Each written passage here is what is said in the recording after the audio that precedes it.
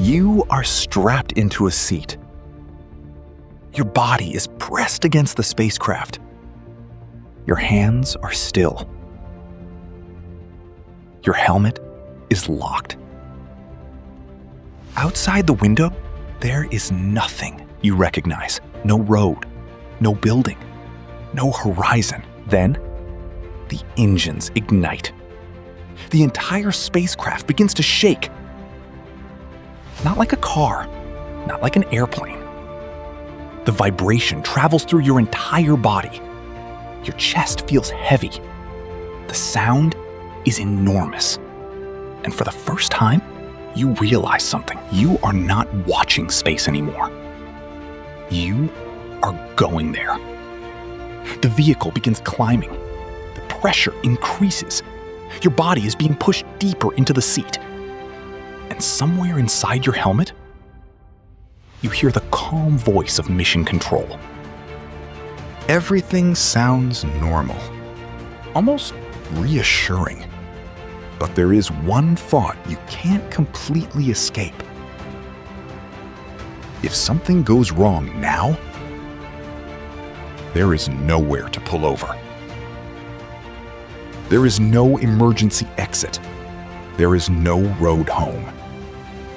There is only darkness. And yet, this moment began long before the engines ignited. It began with a much simpler question. What would it feel like to leave Earth? When you were young, space probably looked simple. Stars, planets, astronauts floating inside spacecraft, the moon outside a window. Maybe you looked up at the night sky and wondered what was beyond it. But becoming an astronaut isn't simply deciding that you want to go to space, because NASA isn't simply looking for people who want to fly into space, it's looking for people who can perform when everything around them is unfamiliar. NASA's current astronaut requirements include advanced education and professional experience, along with the ability to pass a long-duration flight physical. Leadership, teamwork, and communication are also explicitly part of what the agency looks for. So your childhood dream slowly becomes something much more serious. You study, you specialize, you work, you learn to solve problems, you learn to communicate. You learn what happens when a machine doesn't behave the way you expect it, because eventually, someone will ask you a question that sounds almost impossible. Can we trust you when Earth is thousands of miles away? And then, you apply. Thousands of people do. Only a few are chosen. NASA's 2025 astronaut candidate class was selected from more than 8,000 applicants, with 10 people chosen to begin nearly 2 years of training. You don't simply receive a letter saying, "Congratulations." You enter another world. Interviews, medical evaluations, psychological assessment, technical evaluation, team exercises, and eventually, the waiting ends. Your name is on the list. You're going to become an astronaut. For a few seconds, you probably imagine space, the stars, the launch, the view of Earth. But then, reality arrives. Your first lesson isn't how to float. It's how to survive. You learn spacecraft systems. You learn emergency procedures. You learn robotics. You learn how to operate equipment. You learn survival skills. You learn how your body behaves in environments it was never designed to experience. NASA's current astronaut candidate training includes spacecraft and station operations, spacewalking, robotics, survival, geology, space medicine and physiology, foreign language, and high-performance jet training. And then, they put you underwater. At first, it looks almost peaceful. You're surrounded by water, you're wearing equipment, you're moving slowly. But you're there for a reason. Because underwater, you can practice something remarkably close to working outside a spacecraft. You learn to control your body, move deliberately, use tools, manage your breathing, and most importantly, you learn what happens when something doesn't go according to plan. Then comes the physical preparation.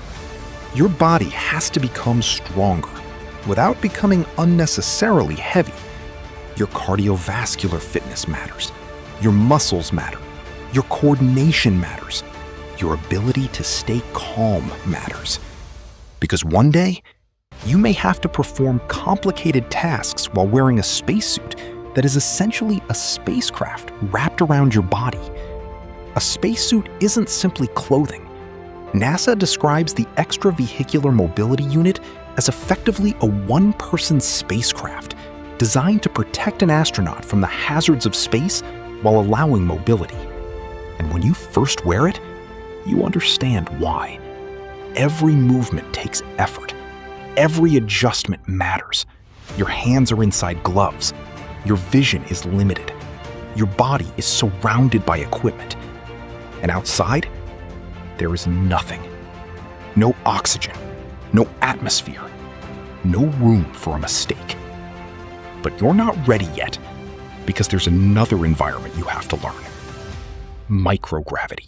The first time your body stops feeling heavy, your brain doesn't know what to do with it. You push away from a surface, and instead of falling, you keep moving. Your feet stop helping. Your balance stops working the way you've known it your entire life. Up and down become suggestions. A pen can float. A drop of water can become a sphere. Your body can move through a room without touching the floor. It looks magical, but your body doesn't necessarily think it's magical. Without Earth's gravity, bones and muscles begin losing strength. That's why astronauts aboard the International Space Station exercise roughly 2 hours a day during long-duration missions. Think about that. You have traveled into space, and one of your daily responsibilities is making sure your body doesn't forget how to live on Earth. So you exercise again and again and again.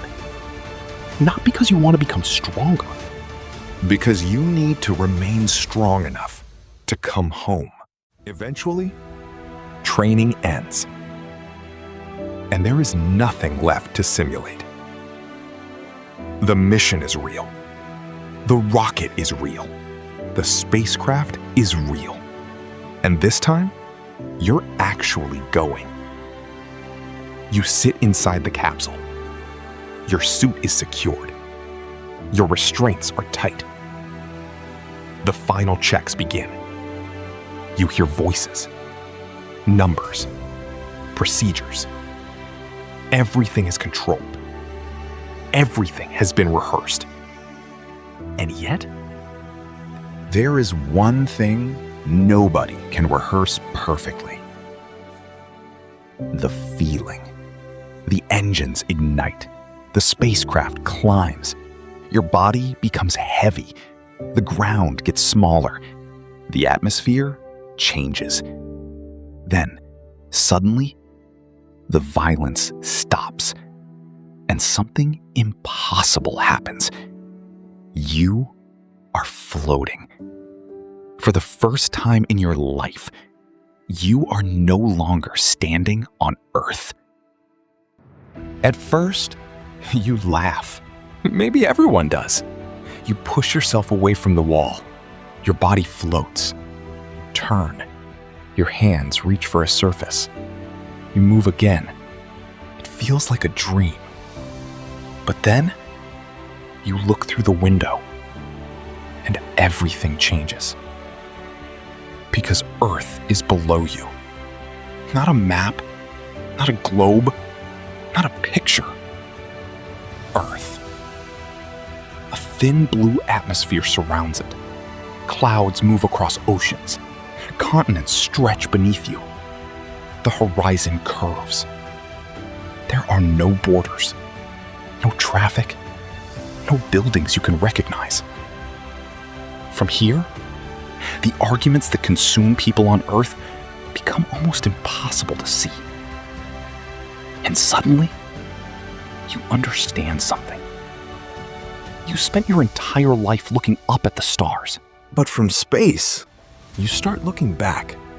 And this is where the fantasy of being an astronaut starts to disappear. Because space isn't a vacation. You have work, experiments, maintenance, exercise, communication, planning, and constant procedures. The International Space Station is a workplace, a laboratory, a machine, and a home, all at once. Your day is scheduled, your tasks are planned, your time is limited. Even simple things become different. You don't simply wash your hair. You can't take a normal shower. Water doesn't fall, it floats. NASA describes astronauts using rinseless shampoo and adapting basic hygiene routines to microgravity. Even using the toilet requires restraints and airflow systems because ordinary gravity-driven plumbing doesn't work. You eat differently. You sleep differently. You move differently. You live differently. And eventually, something else changes. Your sense of time. The International Space Station experiences multiple sunrises and sunsets each day, while astronauts live within a confined environment and maintain tightly structured schedules. The window may show sunlight, then darkness, then sunlight again. But your body still has to sleep. Your brain still needs routine. Because even when you're hundreds of miles above Earth, your biology is still human. And then there is the part nobody can make disappear: isolation. You are surrounded by people, but you are separated from almost everyone you love. Your family is on Earth. Your friends are on Earth. Your ordinary life is on Earth.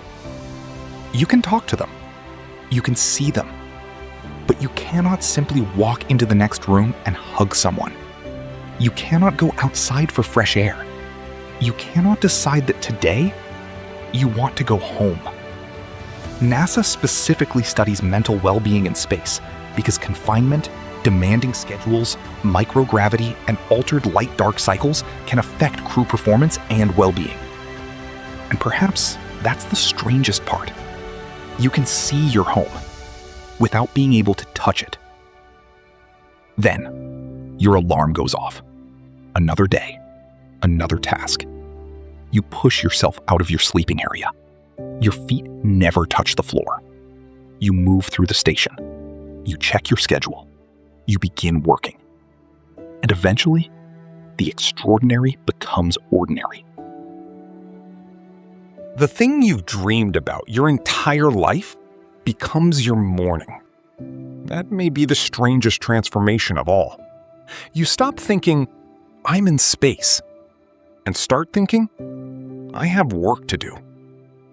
Until something happens. An alarm. Suddenly, the atmosphere changes. People move differently. Voices become shorter. Procedures become faster. Because in space, an emergency doesn't look like the movies. There may be no explosion, no dramatic warning.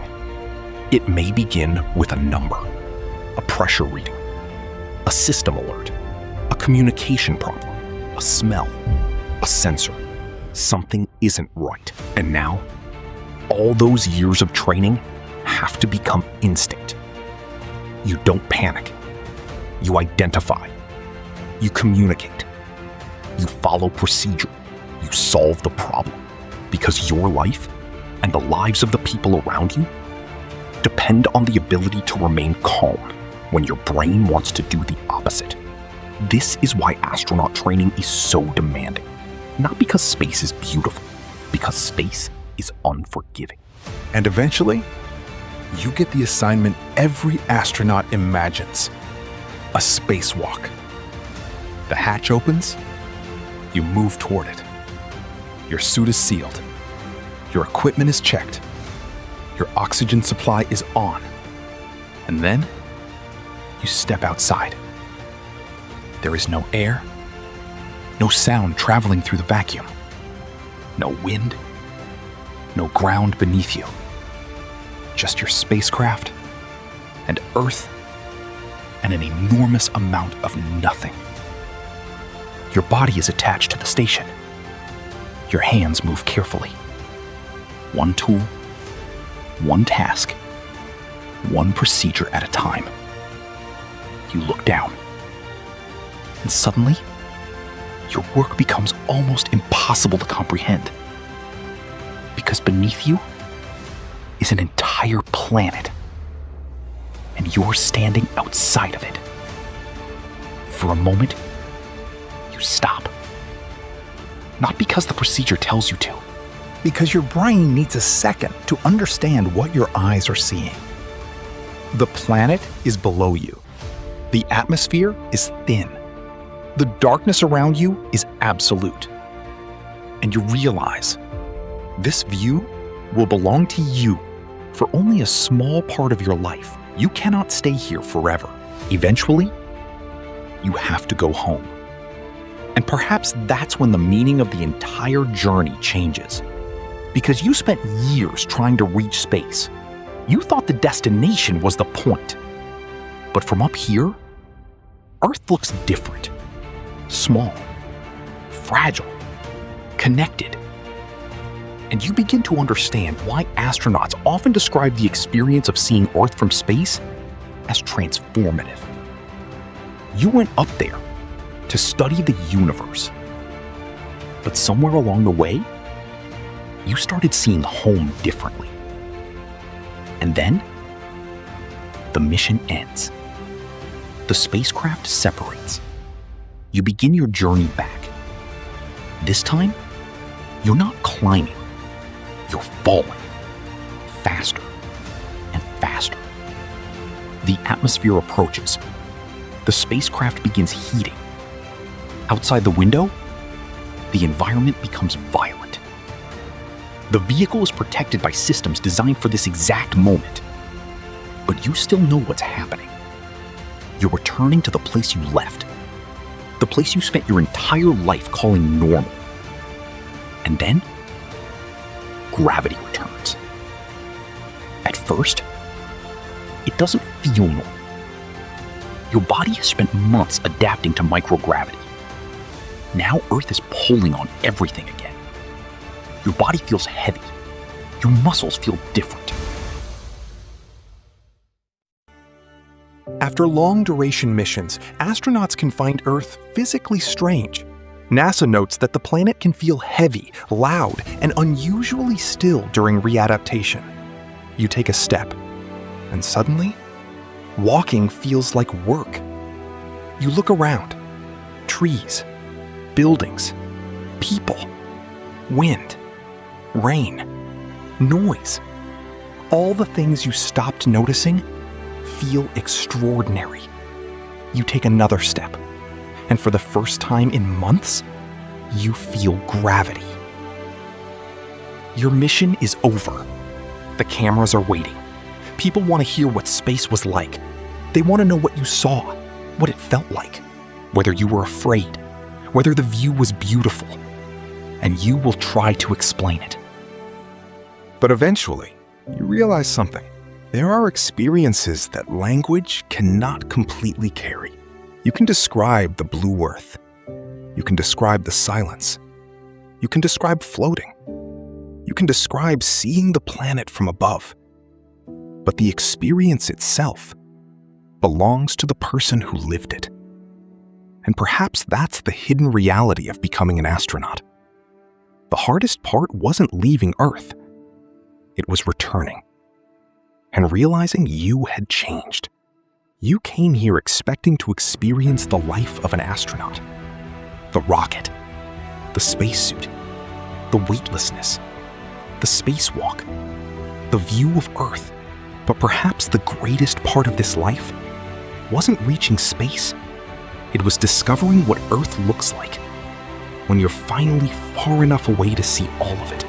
You spent your childhood looking toward the stars, believing space was somewhere you needed to reach.